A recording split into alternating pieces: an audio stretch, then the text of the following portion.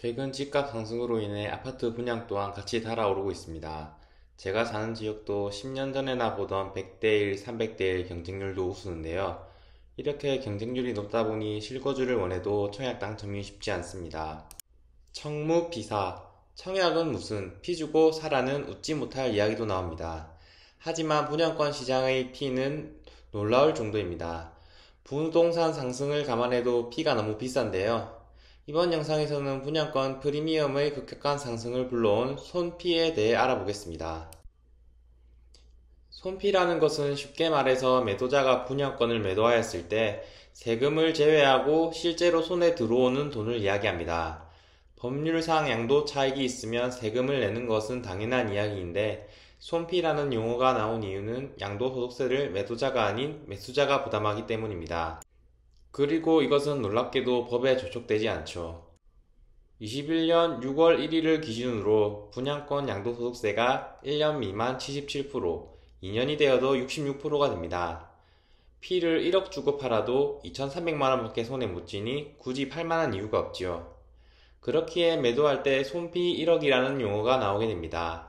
손피 1억이라는 가정하에 매도자가 세금을 부담할 경우 양도세 77%를 내고 1억이 남아야 하므로 1억 나누기 0.23은 4억 3천만 원을 매수자가 지불해야 합니다.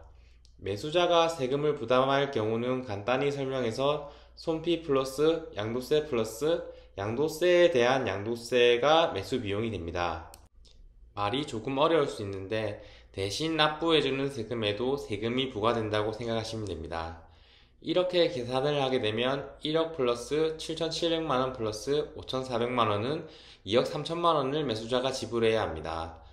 양도세를 누가 내느냐에 따라 2억이나 차이 나니 매수자가 남의 세금을 내주는 웃지 못할 상황이 발생하게 됩니다. 그렇다 하더라도 세금이 과도하게 높기 때문에 손피가 4천만원만 되어도 실제 피는 1억이 되게 되며 결론적으로 매수자가 부담하는 피가 대략적으로 2배 이상이 됩니다. 설명하면서도 이게 말이 되나 싶을 정도로 헛웃음이 나오네요. 이렇게 피가 말도 안 되게 비싸지면 어떻게 될까요?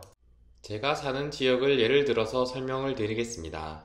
신축 국평 기준 1급지 5억, 1.5급지 4억, 2급지 3억의 분양가입니다. 2급지 아파트가 3억으로 분양을 했는데 분양권 매도하는 사람들은 피 3천에서 4천 정도를 받기를 원합니다. 아까 매수자 실제 부담피가 2배 정도라고 했으니 피가 6천에서 8천이 되는 것이고 실제로는 매수자 부담피가 1억에 형성됩니다. 어머 세상에, 2급지 아파트가 사실상 4억이 되어버렸습니다. 청약 경쟁률은 100대 1이었습니다. 그 뒤 얼마 안 있어 1.5급지 아파트가 4억에 분양했습니다.